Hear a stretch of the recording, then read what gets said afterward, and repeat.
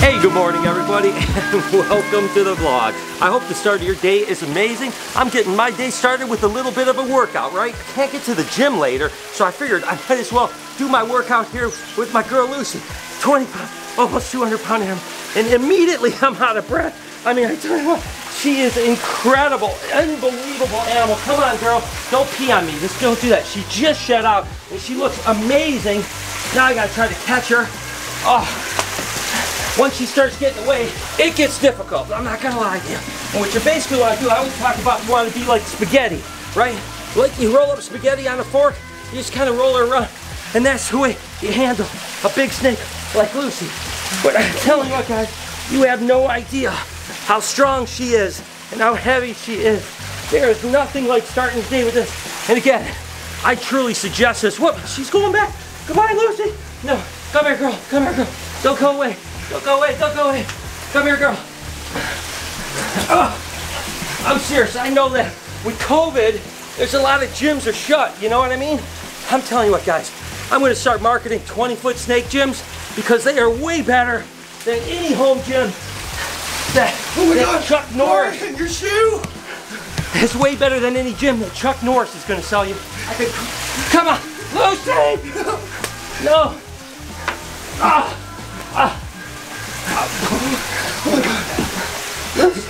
Oh, okay. So anyways, I think I've got my cardio in for the day, so let's just go ahead, push our problems aside. Let me take a break. I probably need some oxygen, maybe a little paddle. We're gonna have a good day together, okay? It's always exciting this time of year when I can do my first ultrasound. So the plan is to ultrasound every female in the place either today/tomorrow and get that baseline. Now I'm expecting the majority of females to be 10 to 15 millimeters, probably 10 to 13 millimeters probably. That's that kind of kicking off. They've been breeding now for the last 4 or 5 weeks. So I think between food cycle, copulation, stuff like that, we're starting to see growth. So anything under 10 millimeters will probably shelf and not breed until they get over 10 millimeters. Over 10 millimeters, 12 millimeters means we're gonna start breeding them. And then if they're over 15 millimeters, which I don't expect many to be, then you gotta really start cycling those. So it's exciting, a little nerve-wracking, I'm not gonna lie, because honestly, if it's bad, then it could be a real bad year. So let's go ahead, ultrasound a bunch of females and see what happens.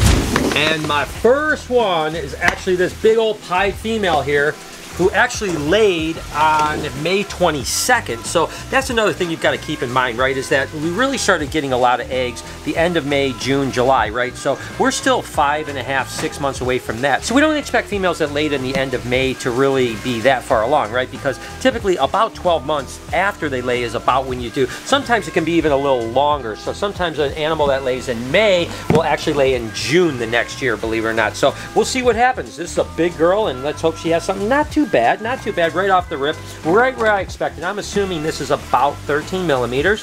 We'll just go ahead and measure them up. See right here? Yep, 13 millimeters. You're good. Yeah, I know, right? I usually am pretty good at guessing here. So first female is exactly where we'd like her to be. Again, they're gonna grow anywhere from 1 to 3 millimeters per week, typically until they hit about 20 millimeters. And then at 20 millimeters, they're gonna start to explode. So theoretically, this animal is gonna take about 7 weeks or so to hit 20 millimeters at 1 millimeter a week. And if she hits 3, it's obviously only gonna take a few weeks and she's gonna hit 20. So it's about copulation, which she bred already twice here, and then food, which is this is how much she's been eating since she's been bred. So now we have to really monitor that, and then just keep going through every single female and see what happens.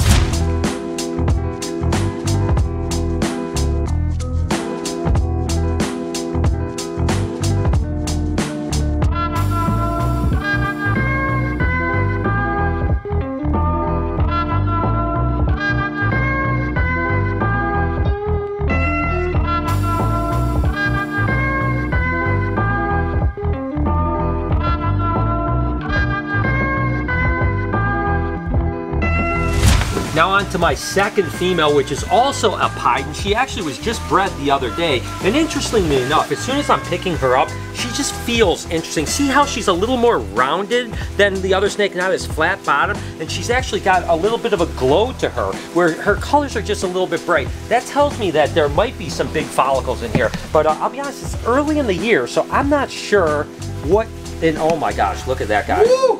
That is beautiful. Wow, those are huge follicles right there. Again, at this time of year, I wasn't expecting to find any at this size, but she's well on her way. She's already at 28 millimeters. I mean, 28 millimeters, you're looking at ovulation at 35 to 40 millimeters. When they hit 28 millimeters, they are done feeding, so you don't have to feed them anymore. You breed them once or twice more, and they're done. So she's probably gonna ovulate in about 2 weeks. This may be my first clutch of eggs of the year, and she was bred to an albino pied, so everything should be pied, head for albino. That's, I mean, that second snake, guys, that was pretty awesome.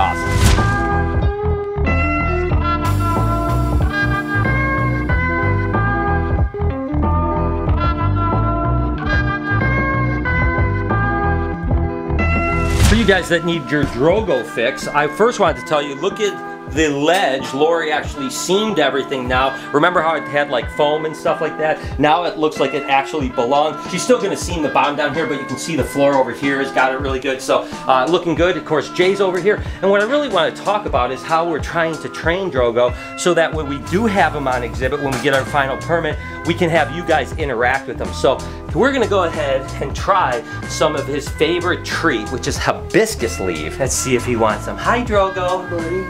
You want hibiscus? He loves hibiscus leaves. So I normally give him one just to taste it, so that way he'll come out.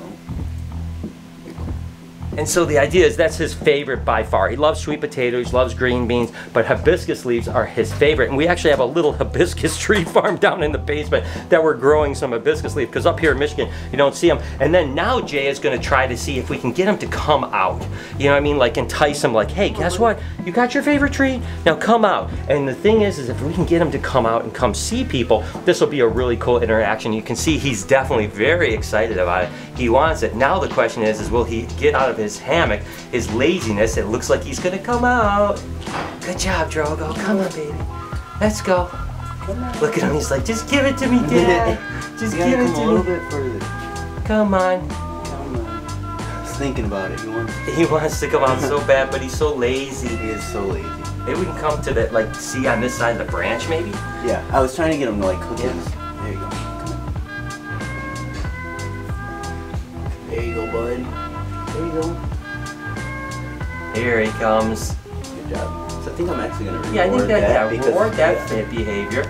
Yep, it's little things like that, right? You reward the next behavior. He's got both his arms out. He's trying to reach forward. We'll go ahead, give him that hibiscus leaf, and then we'll try to get him to come completely out. And then the ultimate thing is that when Jay is actually holding him, we can be feeding him hibiscus. That way he's just really happy with the hibiscus and not thinking about the interaction at all, right? But he definitely loves that. Look at how happy he is. And now he's gonna come out a little bit further. Now it looks like he's coming. Oh, there he goes. Come on, buddy. Come on. And it cracks me up that he thinks that he can just put his hand out and hold it. Because even if I was to give it to him in his hand, he cannot hold it. And again, just these little training things. We're gonna slow, he's almost out of his perch now, his little hammock. And then when he's done with this, you know, if we don't get him 100% out, we'll try again. Again, it's just like training all the reptiles and stuff like that. You do little pieces and you reward him as he's doing good. So he is so cute. And I know you guys wanna see him on the vlog, so I had to give you a little cute Drogo training session. And there you have it. You know, he didn't come all the way out, but he's definitely out.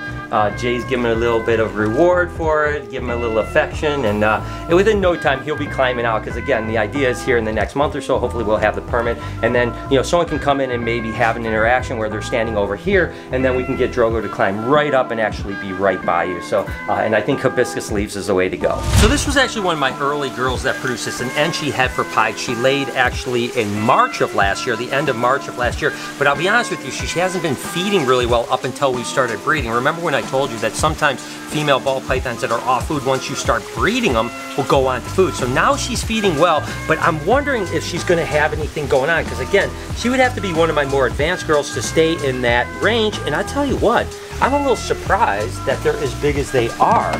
So again, she went early last year, one of my first girls, and she is going pretty well, just 17 millimeters. And again, she just started feeding rapidly just in the last couple weeks. So I have a feeling this girl may be one of my early girls again. So I was pretty surprised about that.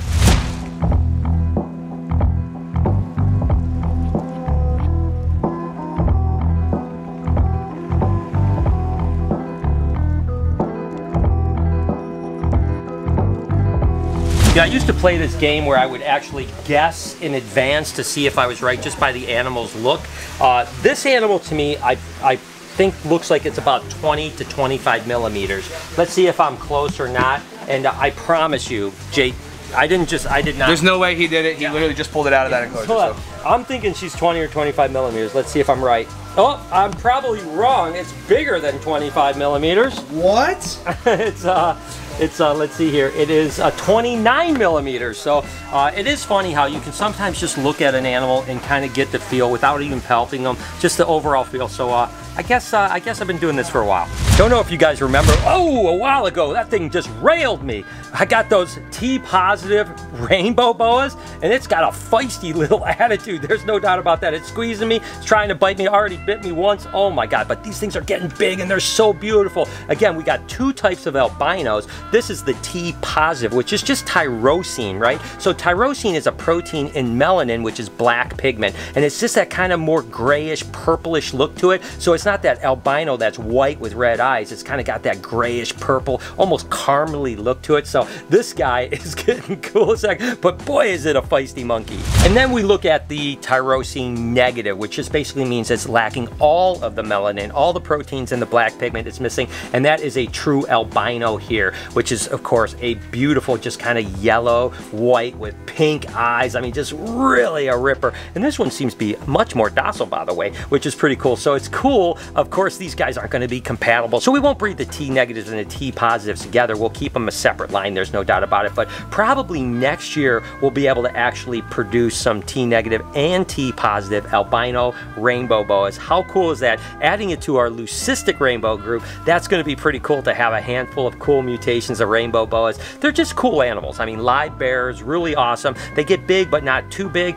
Usually they are pretty chill. Obviously that one was a little bit feisty, but usually if you work with them, they're really good animals. So I'm excited for the future of the rainbows. When these color mutations start to become affordable, they're going to be super popular when it comes to pet snakes. All right, so we did all the ultrasounding, and it was really right where I expected it to be. A lot of 10s, a lot of 12s, a lot of 15s, some 20s, some even close to 30. So we definitely had more animals that were closer to ovulation than I expected, and then the rest of it was about good. So this was a good start. We have a baseline now. Now what's going to be important is every week, week and a half, 2 weeks, us do this again, and we want to see growth. So if they're at 12, we want to see them go to 14. We don't want them to stay at 12. So as long as there's growth, that's important. But all in all, I tell you what, really good. We're ahead of the game of where we were last year, and that's all I can expect. It's exciting to see follicle growth with ball pythons already. It won't be long before we'll have eggs, and you'll get to see the egg time song. Then we're going to have egg cutting. It's going to be absolutely incredible. I hope that you enjoyed the video. If you did, and you're jonesing for some snake eggs, here's a playlist right here of snake egg galore. You can watch for hours if you don't mind. Up here, can you please subscribe to my podcast channel? Had a really good year in review, one that I think you guys will like. On this side, please help me get to 3 million. We are 60-something thousand away from 3 million on this channel. It'd be amazing. Turn your post notifications on. Have an absolutely wonderful day. Remember, be kind to someone, and I promise I'll see you tomorrow.